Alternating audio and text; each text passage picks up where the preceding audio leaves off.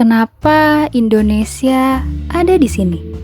Dari seluruh tempat di bumi, kenapa posisinya harus tepat di antara dua benua, dua samudra, dan bahkan di jalur paling aktif di planet ini?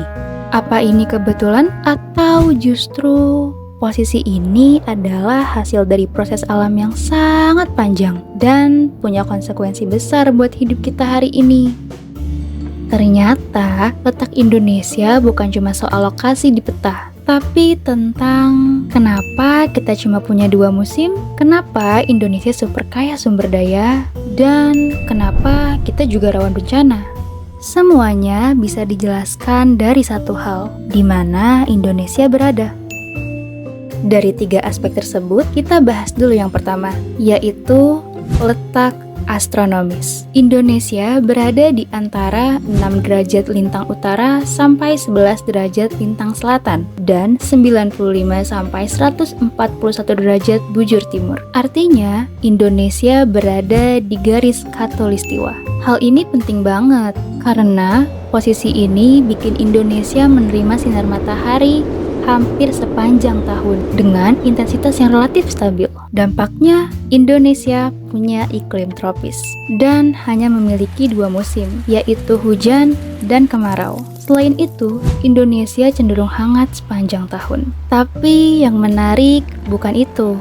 Energi matahari ini jadi bahan bakar utama kehidupan. Makanya, hutan hujan tropis tumbuh lebat, biodiversitas sangat tinggi, dan ekosistem laut berkembang kompleks. Rentang wilayah Indonesia sekitar 46 derajat bujur. Karena bumi berputar 360 derajat dalam 24 jam, setiap 15 derajat bujur mewakili selisih 1 jam. Artinya, Indonesia secara teoritis memiliki perbedaan waktu hingga sekitar 3 jam. Makanya, Indonesia dibagi menjadi 3 zona waktu. WIB atau waktu Indonesia Barat, WITA atau waktu Indonesia Tengah, dan WIT atau waktu Indonesia Timur. Jadi, letak astronomis Indonesia secara langsung memengaruhi iklim, ekosistem, dan sistem waktu. Selanjutnya, kita lihat dari letak geografis. Indonesia berada di antara benua Asia, benua Australia, Samudra Hindia, dan Samudra Pasifik. Ini bukan posisi biasa, ini adalah jalur perlintasan dunia. Contohnya, Selat Malaka, salah satu jalur pelayaran tersibuk di dunia, ribuan kapal lewat setiap tahun. Artinya, Indonesia berada di jalur perdagangan internasional. Tapi, efeknya nggak cuma soal ekonomi. Letak geografis juga memengaruhi sirkulasi angin di Indonesia, khususnya angin muson. Ini terjadi karena perbedaan tekanan udara antara Asia dan Australia. Saat Asia mengalami musim dingin, tekanan udara tinggi. Angin bergerak ke selatan, membawa uap air dari Samudra Hindia, dan terjadilah musim hujan di Indonesia. Sebaliknya, saat Australia lebih dingin, angin bergerak dari selatan ke utara, membawa udara kering, dan terjadi musim kemarau.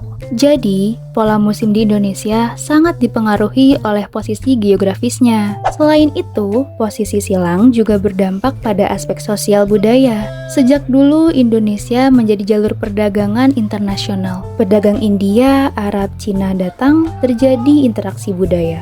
Muncul akulturasi. Makanya, Indonesia punya keragaman budaya yang tinggi. Berikutnya, kita bahas letak geologis.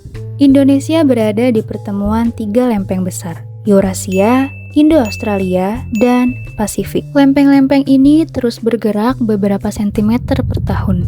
Ketika lempeng Indo-Australia bergerak dan menunjam ke bawah Eurasia, terjadi proses yang disebut subduksi. Proses inilah yang memicu aktivitas tektonik di Indonesia. Indonesia juga berada di jalur Ring of Fire. Akibatnya, aktivitas gempa bumi di wilayah Indonesia tergolong sangat tinggi. Indonesia menjadi salah satu negara dengan frekuensi gempa terbanyak di dunia setiap tahunnya. Selain gempa, pergerakan lempeng ini juga dapat memicu tsunami, terutama jika terjadi di bawah laut. Dan dalam jangka panjang, proses ini juga membentuk deretan gunung api aktif di Indonesia. Makanya, Indonesia memiliki lebih dari 120 gunung api aktif. Kelihatannya berbahaya, memang, tapi Disinilah menariknya, aktivitas geologi di Indonesia juga menghasilkan kekayaan mineral yang melimpah. Proses yang sama yang menyebabkan bencana juga menciptakan keuntungan. Materi vulkanik membuat tanah menjadi sangat subur.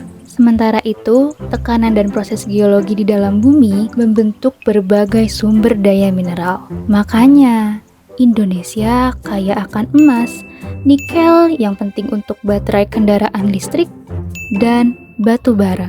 Selain itu, Indonesia juga memiliki potensi energi panas bumi atau geotermal yang sangat besar karena aktivitas vulkaniknya.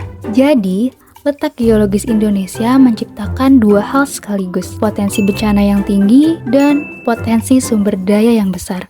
Jadi, apakah Indonesia benar-benar titik tengah dunia? Secara posisi, mungkin tidak tepat di tengah, tapi secara fungsi bisa dibilang iya.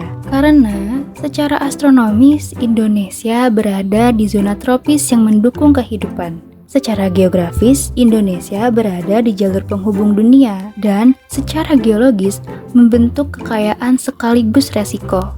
Semua ini bukan kebetulan. Ini hasil dari proses alam yang sangat panjang dan kita hidup tepat di atasnya. Jadi, lain kali kamu lihat peta Indonesia, ingat satu hal. Kita bukan cuma tinggal di sebuah negara. Kita tinggal di salah satu lokasi paling strategis dan paling dinamis di planet ini.